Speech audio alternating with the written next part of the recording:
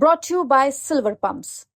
Top quality और consistent performance के लिए सिर्फ सिल्वर पंप नाम याद रखना। नमस्कार, स्वागत है आपका हरियाणा तक में और मैं हूं आपके साथ राहुल यादव।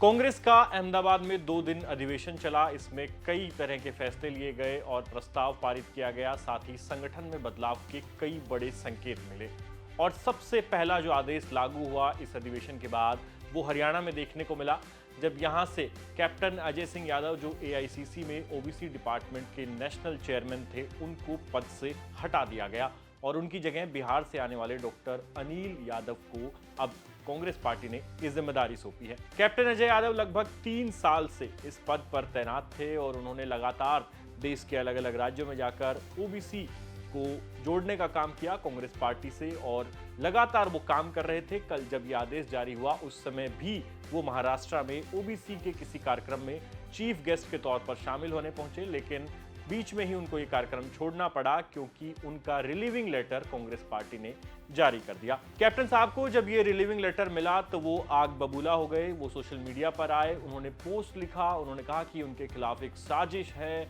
और वो ये कतई बर्दाश्त नहीं करेंगे। उन्होंने कहा कि मैं प्रेस कॉन्फ्रेंस करूंगा, कई खुलासे करूंगा कि किस प्रकार मेरे साथ साजिश की गई है और किस साजिश के तहत मुझे इस पद से हटाया गया है। लेकिन कुछ देर बाद ही उन्होंने अपनी पहली पोस्ट को डिलीट कर दिया। उसके बाद उन्होंने एक नई पोस्ट करी और इसमें उन्होंने कहा कि मल्लिकार्जुन खड़गे ने उनको बेहद अभद्रतापूर्ण तरीके से इस पद से हटाया है और वो जल्द ये खुलासा करेंगे कि वो कौन लोग हैं जो उनके खिलाफ साजिश कर रहे थे। साथ ही उन्होंने कहा कि डॉक्टर अनिल जैन को मैं बधाई देता हूं, लेकिन पहले ही एक पैरेलल ओबीसी की ऑर्गेनाइजेशन चल रही थी, उनको जिम्मेदारियां दी जा रही थी, तो मुझे आभास था कि ये हो सकता है। तो इस तरह की बातें वो लगातार कह रहे हैं, लेकिन कांग्रेस ने बड़ा संकेत दे दिया है कि अब पार्टी संगठन में इसी तरह के बदलाव करेगी और इसकी शुरुआत हरियाणा से हुई है। कैप्टन अजय सिंह यादव के बारे में अब थोड़ी जानकारी आपको दे देते हैं। कैप्टन अजय सिंह यादव रेवाड़ी से आते हैं। लगातार 6 बार वो कांग्रेस पार्टी के यहाँ से एमएलए रह चुके हैं। उन्होंने गुड़गांव से लोकसभा का चुनाव भी लड़ा 2019 में, लेकिन ये चुनाव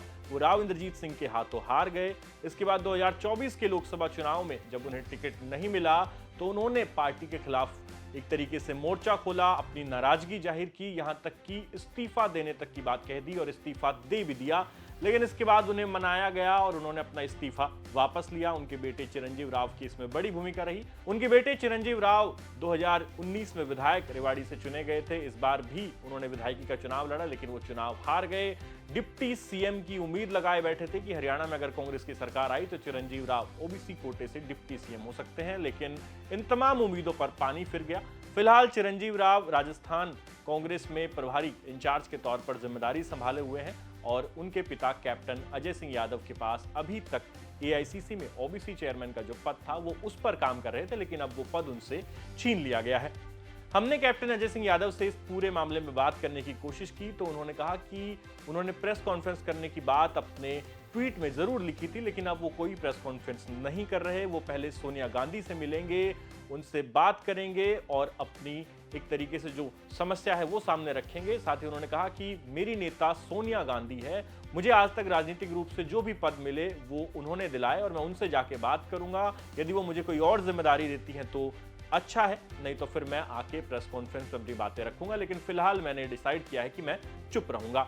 तो कैप्टन अजय सिंह यादव लगातार अपने स्टैंड बदलते रहे हैं। विधानसभा चुनाव में जब कांग्रेस को हार मिली, सरकार नहीं बनी, तो उन्होंने मोर्चा खोल दिया केसी वेणुगोपाल के खिलाफ, उन्होंने मोर्चा खोल दिया प्रभारी रहे दीपक बाबरिया के खिलाफ और यहां तक कहा गया कि कोई तालमेल नहीं था, कोई संगठन नहीं था और ऐसे ऐसे लोगों को टिकटें दी गई जिनको कोई गांव का सरपंच भी ना बनाए।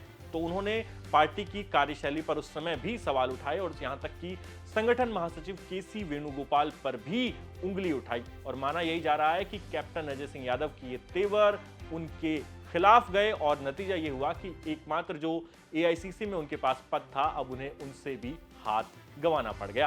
कैप्टन अजय सिंह यादव यूं तो सरकार में कई बार मंत्री रह चुके हैं, सिंचाई मंत्री से लेकर बिजली मंत्रालय तक का उन्होंने कार्यभार संभाला है। सीएलपी के वो लीडर रह चुके हैं। हरियाणा में भजनलाल के साथ उनकी जोड़ी जो है वो काफी चर्चा में रही और हरियाणा में जब कांग्रेस की सरकार थी तो उस समय उन्होंने कई बार भूपेंद्र सिंह हुड्डा की मुखालफत की। हालांकि एक समय ऐसा था जब राव इंद्रजीत सिंह को काटने के लिए भूपेंद्र सिंह हुड्डा और कैप्टन अजय यादव, दोनों ने हाथ मिलाया। कैप्टन को साथ लेकर भूपेंद्र हुड्डा ये चाह रहे थे कि राव इंद्रजीत सिंह को अहिरवाल में किसी तरीके से डाउन किया जाए, लेकिन जब इसमें सफलता नहीं मिली तो बाद में कैप्टन और भूपेंद्र सिंह हुड्डा के बीच ही अनबन शुरू हो गई और कई मंचों से कैप्टन अजय सिंह यादव ने भूपेंद्र सिंह हुड्डा के खिलाफ बयान दिए। यहां तक कि 2014 के चुनाव में उन्होंने ये तक कह दिया था कि मैं मंत्री पद से इस्तीफा दे रहा हूं। इस तरह की धमकियां उन्होंने दी थी। तो उसके बाद 2024 तक 10 साल कैप्टन अजय सिंह यादव के वनवास में कटे।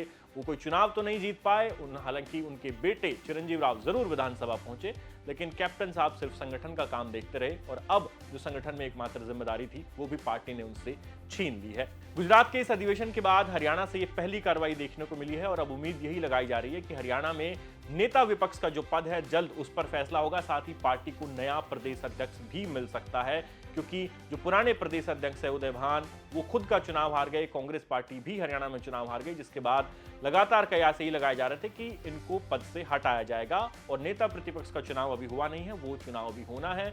तो ये दोनों पद किसके खाते में जाएंगे और कांग्रेस पार्टी अपने संगठन में आगे कौन से बड़े बदलाव करने जा रही है, इन पर हमारी नजर बनी रहेगी। और इस खबर में इतना ही। आप देखते रहिए हरियाणा तक। आपका बहुत बहुत धन्यवाद।